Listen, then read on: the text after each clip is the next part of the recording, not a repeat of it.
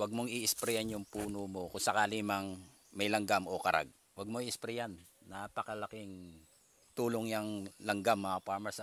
Sipin mo yung iba, umaakyat pa ng hating gabi at may oras. Samantala yung karag, walang oras mga farmers. Palipat-lipat ng bulaklak yan mga farmers.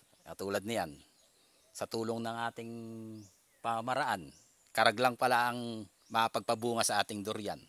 Mintis na maraming karag, maganda magbunga. Walang problema dyan mga farmers kung makaragman yung ating puno ng durian. May bunga naman sa panahon mga farmers na nahihinog yan, pwede naman natin sungkitin, pwede rin naman natin pausukan yan kung sakaling pipitasan na natin para yung karag umalis. Pero hanggat maaari, kung mapipitas natin ng may karag, gawin natin mga farmers. Tulad niyan, ang laking tulong mga farmers ha. Isipin nyo mga farmers, yung iba nag-i-spray pa para bumunga yung durian. Samantala ito, sa unang bunga at yung puno mo, may karag. Ang daming binubunga ng ating durian. Isipin mo farmers, ang liit ng puno, ang daming bunga ng ating durian. Sa bawat paglibot ko mga farmers, kinikitaan ko na yung bawat ibinubunga ng ating durian, nagtutuloy. Dahil yung bawat puno ng ating durian, may karag mga farmers.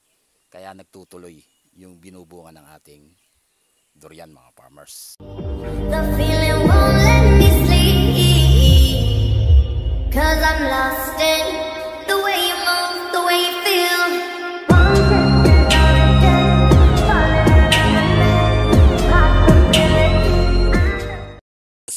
Malapit ng umulan, meron na tayong panghuling gagawin mga farmers. Ito, naglalagay na tayo ng mga plastic mga farmers sa ating nilagyan ng stick.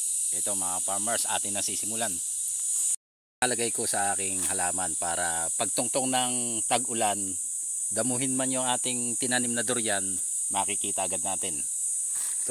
Ito yung ating lalagay. Katulad nitong ating lalagay mga farmers. Ating nang nilagay mga farmers itong plastic sa bawat tinanim ko. Katulad nito, halos 100 puno yung tinanim ko rito mga farmers. Dahil yung ating ka-farmers, dahil ako ang nagtanim, malilito siya kung saan na nakatanim mga farmers. Kung nakatudling to, pagkatapos hindi niya makita. Di tulad ng mabilisan, makikita agad niya pag nalagyan natin itong plastic mga farmers. Mula na tayo mga farmers. Ayun, nakikita nyo yung kulay orange. Yan, sa baybayin nito, yung buong pababa niya nilagyan natin. Katulad nito, yan. Dahil malayo mga farmers, madaling makikita. Yan, ng ating ka-farmers. Ito yung kasunod niya, mga farmers. Sa gawin yan, meron din yan. Makikita rin ng ating ka-farmers yan. Yan lang lilinisan natin mga farmers. Yung mabilisan, hindi yung buong area. Kung 10 hectares at lilinisan natin yan mga farmers, malaki ang ubusin natin. Di tulad nito. Sa bawat puno, nilagyan na natin ng plastic. Palabas na tayo mga farmers dahil marami pa tayong lalagyan. Yan. Yan. Lalaki na ng durian natin mga farmers. Ating sisimulan pa. Marami pa tayong lalagyan mga farmers ng plastic. Yan. Dahil malalayo ang pagitan. Tulad nito. Yan. Nalagyan na natin. At yung ating durian. Marami-rami pa tayong lalagyan mga farmers. Sa isang area pa lang yun. Yan. Tulad nito, nakapaglagay na ako mga farmers. Yan, yung natatanaw nyo mga farmers. Napakadaling hanapin mga farmers. Kung sakaling humaba man yung damo, mabilis nating makikita yung ating tinanim mga farmers. Yan. Hanggang pababayan mga farmers, meron tayong tanim. Yan, makikita nyo. Ito na yung plastic. Ayun. Ayun, marami mga farmers. Madaling makikita, hindi tulad ng wala to mga farmers. Pagtungtong ng tag-ulan nito mga farmers, halos pwedeng matabunan ng damo. Hindi tulad ng makita agad natin yung plastic. Ang timano, marurumbo natin kung saan nakatanim yung ating durian. Ayan, mga farmers. Yun mga farmers. Malalayo man ang pagitan mga farmers, madali nating nakikita.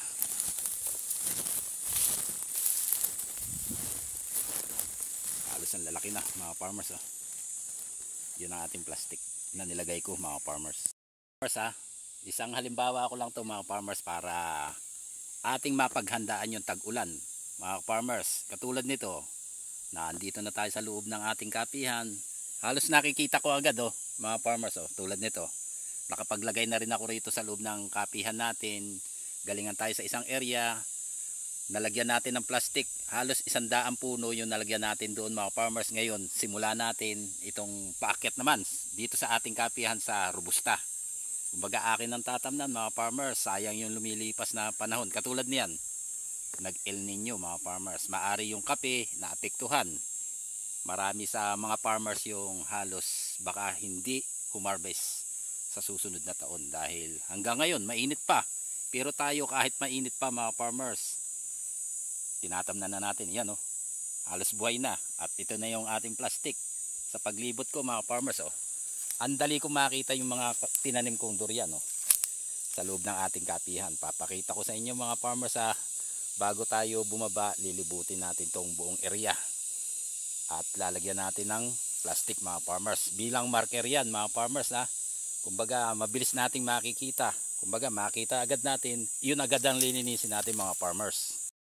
Kung makikita lang agad natin sa video mga farmers, ayan, ayun, sa bawat paloob sabay nito, yan mga farmers sinisimulan ko na lagyan.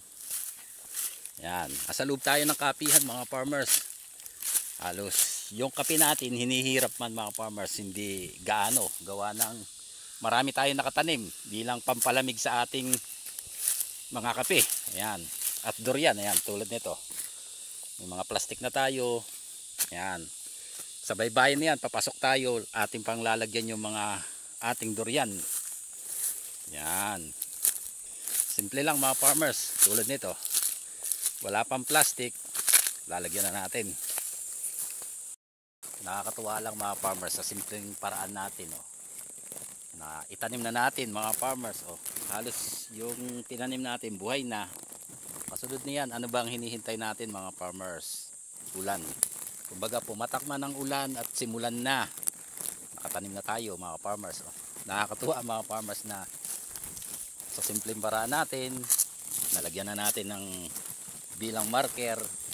Ang gagawin natin, kada hinto ng ulan, yun lang ang panahon natin para ating linisan yung mga tinanim nating durian mga farmers. Kasabay na yan, pati yung ating kapihan nakikita natin. At nasusubaybayan, nalilinisan mga farmers. Number 1 yun. Yan, ang gaganda na mga farmers. Yan, tatapusin ko lang to mga farmers. Marami pa tayong lalagyan. Yan, katulad nito, napaglalagyan ko na. Andito tayo sa ibabaw na, magmula tayo sa baba mga farmers.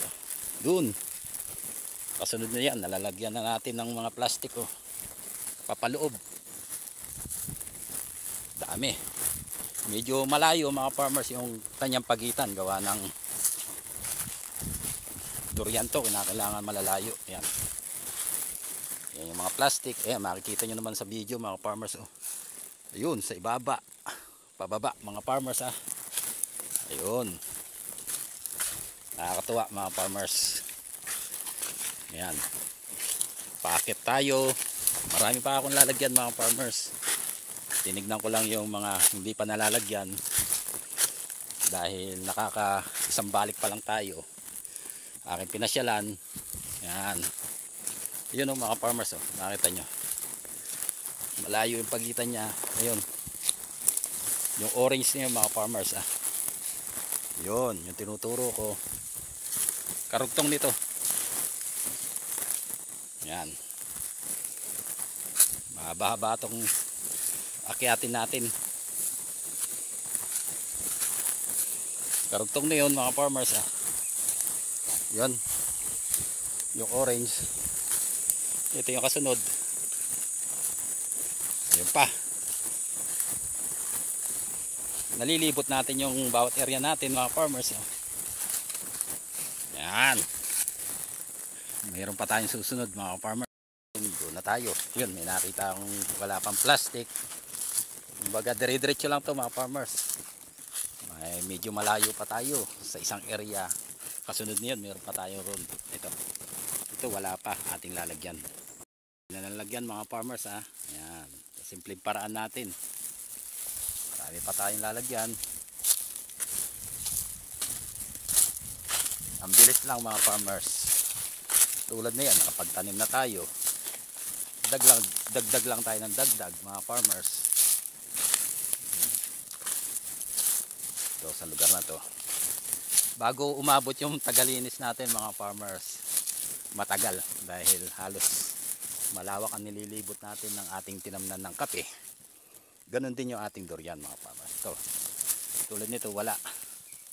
Yung hanay nito, lalagyan natin mga farmers nito. Katulad nito, sa hanay nito, puro durian lang. Kaya nangyayari mga farmers, dahil hindi ko natamnan ng kape, yan, magubat. Pero ang ginawa kong paraan mga farmers, tinamnan ko siya ng durian.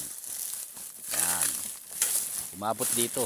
Kumbaga, akin munang itatanim saka ako lilinisan, baka abutan tayo ng ulan mga farmers eh. Hindi tulad nito, yan na akin nang naitanim sa hanay nito. Ayan. Tulad nito walang tanim na kape, kaya nangyayari magubat. Pero pag ito'y may kape na mga farmers, kahit may durian, tatamnan ko pa rin yung bawat pagitan na ating durian mga farmers. Saka ako lang puputulin si kape pag malalaki na yung aking durian mga farmers. Tulad niyan yung baybayin nito mga farmers, nakikita niyo sa aking video. Kapihan yan, pagkatapos dito halos madalang, kaya nangyari magubat. Kaya ang ginawa ko mga farmers, katugod ng ating durian, diniretso ko na rito para sa tag-ulan. Aking tatamnan ng kape mga farmers, para si durian isang trabaho lang. Nalilinisan ko yung bagong tanim kong kape, nalilinisan ko rin yung aking durian mga farmers.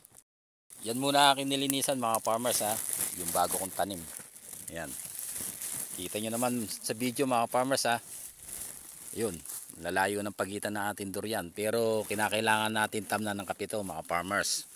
Para isang trabaho lang. Nakapagtanim tayo ng kape, nilinisan natin si durian mga farmers. Kasunod niyan, lilipat tayo sa isang area. Ating lalagyan uli ng plastic yung mga tinanim natin. Halos kaunti na lang. Baka hanggang Lunes naglalagay tayo. Bukod pa yung ating tinanim, yung malalaki na, lalagyan pa rin natin yan mga farmers. Hindi po pwedeng porket matataas na hindi natin lalagyan ng ganito bilang marker. Ayan. Ito yung huling tanim ko mga farmers, yung nakita nyo dinadala ko sa bawat inaakyat kong pananim, tinatanim ko na. Ayan makikita nyo naman mga farmers kung gaano kalalayo. Ayan, tulad niyon. Ayun, malalayo yan pagitan mga farmers sa ating kape. Yan, alas ang dami natin tanim mga farmers ha. Yun makikita nyo. Ayun, buhay ng isang farmers, kinakailangan meron pa tayong pamamaraan para kumita, hindi lang sa isang produkto gaya ng kape. Yan gaganda na. Ang gagawin natin mga farmers, papasyal tayo at mayroon akong didiligan doong bagong tanim sa ating area. Bukod tong tinamnan natin dito pa lang yan mga farmers.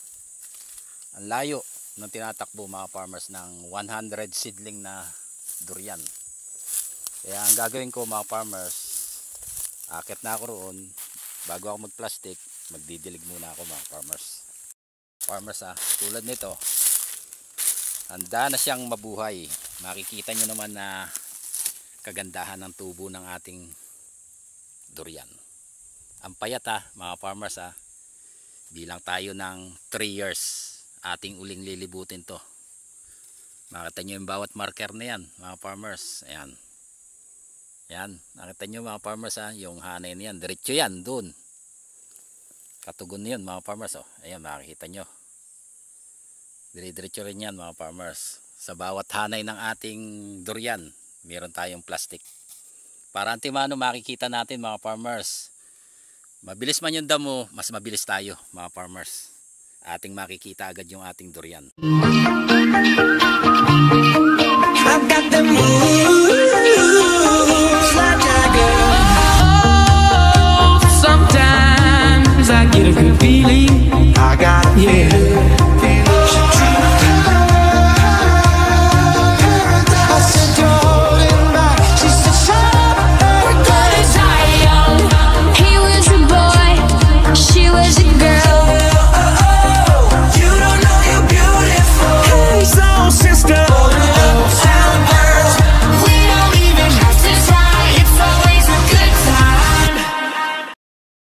bunga ng ating durian mga farmers. Oh, nagsisimula na. Ang bilis lumaki. Ka-farmers, may nagtanong sa atin kung bakit ang bulaklak ng durian nila mga farmers hindi nagtutuloy. Ako mga farmers, hindi ako eksperto sa durian. Pero meron akong pamamaraan kung paano magtutuloy yung bunga ng ating durian mga farmers.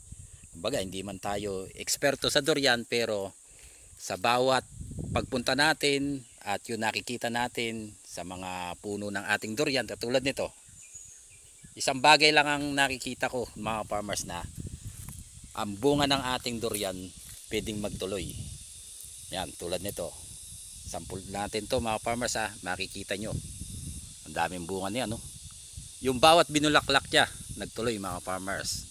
Sa dahilan mga farmers, ang dami nagtuloy ng bunga sa tulong ng klase ng langgam mga farmers. Kinakailangan mga farmers, yung durian nyo, lagyan nyo ng karag. Kumbaga sa gabi to bumubulaklak mga farmers, bumubuka. Kumbaga walang bee na dadapo dyan. Bumulaklak siya, hindi natatapat mga farmers dahil gabi. Subukan mga ka-farmers na maraming karag. Kahit gabi yan mga farmers, kahit umakyat ka, aktibo yung langgam mga farmers dahil sa karag. Kaya yung bunga ng ating durian mga farmers, kahit bagong bulaklak pa lang at bata pa, nagtutuloy. Yan, makikita nyo. Pakita ko sa inyo mga farmers na kaya gabi bumubuka to mga farmers. At pag walang karag, hindi nagtutuloy mga farmers, di tulad nito. Mga farmers, isang uri na karag yan mga farmers. Yan. Kahit sa gabi mga farmers, aktibo yan. Kumbaga yung palipat-lipat sa bulaklak. Ayan, kuwari bumukahan na itong bulaklak na yan. Lalanggamin yan mga farmers. Ayan. Diyan lalakad yung mga langgam mga farmers papunta sa ibang bulaklak. Kaya nangyayari, kahit hindi natin siya i-brush para magtuloy yung bunga. Yan, malaking bagay yung karag mga farmers sa mga nagpa-farm. Kumbaga hindi man tayo eksperto, sa bawat nakikita natin mga farmers, ayan. Kita nyo naman yan mga farmers, oh. Na isang araw yan mga farmers, ang daming langgam. Palibhasa mga farmers, nagtuloy na dahil wala nang lalanggamin. Kumbaga, yung bulaklak matamis para sa langgam. Kumbaga, yung langgam palipat-lipat ng bulaklak, kaya nangyayari, yung bawat binubunga nagtutuloy. Pero ito mga farmers, hindi lahat yan Yan, katulad nito. Pwedeng ito lang ang magtuloy. Pero sa dami ng bunga niya, mga farmers, ang bata nito mga farmers, hindi natin in-spray. Kumbaga sa tulong ng klase ng langgam, yung karag mga farmers. Yan.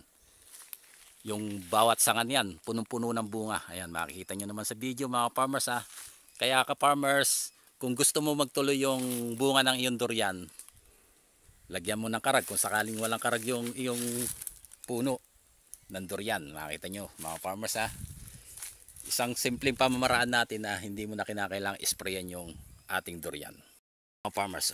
Ayan, sa gabi ibinubulaklak to mga farmers ng ating durian. Pagdating ng umaga mga farmers, halos laglag na to. Kumbaga yung bee hindi na pwedeng palipat-lipat dahil pagdating ng umaga, ala na to, nahuhulog na. Hindi na siya active. Hindi tulad ng may langgam o karag mga farmers, yung puno ng ating durian.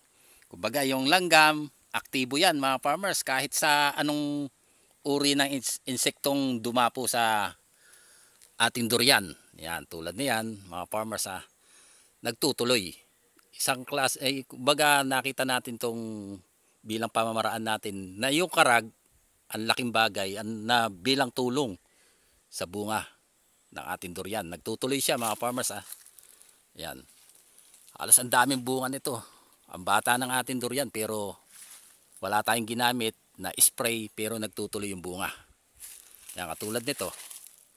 Pag bumulaklak yan mga farmers, sa gabi bumubulaklak yan. Kaya pagdating ng umaga, hindi na siya active para yung ating durian magtuloy. Hindi tulad ng may langgam yan. Kahit sa gabi mga farmers, pagbuka pa lang yan, makita nyo yan, tulad niyan. May langgam o karag mga farmers sa ating bulaklak ng durian. Yan. Yan, isa lang sa napapansin ko yan mga farmers na ang ganda ng pamamaraan na yung puno ng ating durian mayroong langgam, klase ng karag, ayan oh, katulad niyan mga farmers oh. Nilalanggam yung bulaklak, kaya hindi mo na kinakailangan siyang ibras para magtuloy tulad nito. Halos hindi na aktibo kaya lumalaglag mga farmers. Ayan. Ito binulaklak ng gabi. Ayan.